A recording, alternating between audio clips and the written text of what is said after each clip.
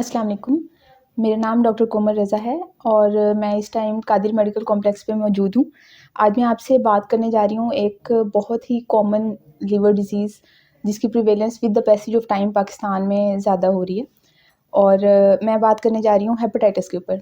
Hepatitis basically एक viral disease है जो कि आपके लीवर को इफ़ेक्ट करती है। इसकी फ़र्दर डिटेल्स में जाने से पहले मैं ये डिस्कस करना ज़रूरी समझती हूँ कि हेपेटाइटिस का इलाज क्यों ज़रूरी है और हम इस पे क्यों बात कर रहे हैं।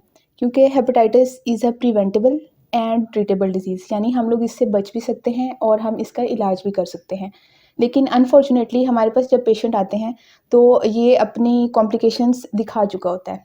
ठीक है, अभी आज मैं बात करूँगी हेपेटाइटिस की 4 टाइप्स हैं। अभी मैं हेपेटाइटिस बी और सी के ऊपर बात करूँगी। तो मैं बात कर रही थी कि हमारे पास जब मरीज़ आता है उस वक़्त ये अपनी कॉम्प्लिकेशंस के साथ जो है पेशेंट हमारे पास प्रेज़ेंट करता है, क्योंकि इसकी जो इनिशियल सिम्पटम्स हैं उनको अमूमी तौर पर इग्नोर कर दिया जाता है। तो सबसे पहले ज़रूरी ये है कि इसकी इनिशियल सिम्पटम्स के बारे में हमें पता हो।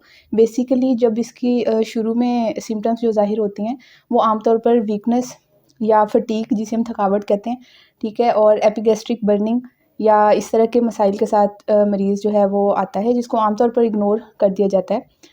तो इसलिए ज़रूरी है कि ऐसी अलामात अगर आप में ज़ाहिर हों तो उनको इग्नोर ना किया जाए, बल्कि अपने डॉक्टर से आप कंसल्ट करें ताकि इसकी प्रॉपर इन्वेस्टिगेशन की जाए। इसकी इन्वेस्टिगेशन में पहले कुछ ब्लड टेस्ट करवाए जाते हैं, जिसमें हम लोग शुरू में इसकी hepatitis B and C antigen and antibodies check करते हैं, ठीक है? जिसको छोटा टेस्ट कहते हैं। उसके बाद हम लोग एक बड़ा टेस्ट कराते हैं जिसको पीसीआर बोलते हैं। अगर पीसीआर में भी हेपेटाइटिस बी या सी दोनों में से कोई पॉज़िटिव आ जाता है, तो फिर हम लोग इसका जो है वो प्रॉपर इसका कोर्स, इसका ट्रीटमेंट स्टार्ट करते हैं, ठीक है? हेपेटाइटिस सी का जो है वो अमूमी तौर पर 3 मंथ्स या 6 मंथ्स का कोर्स होता है और हेपेटाइटिस बी जो है उसका कोर्स ज़रा प्रोलॉन्ग है।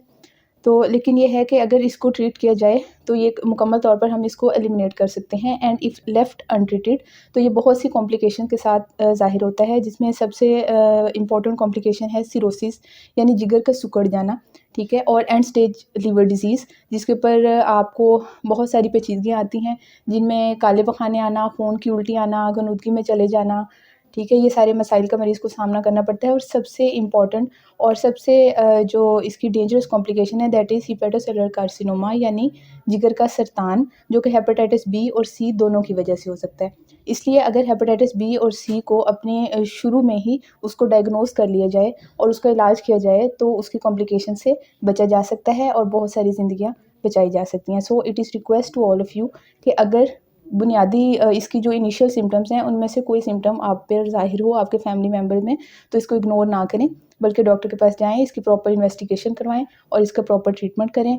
Thank you. अल्लाह हाफ़िज़।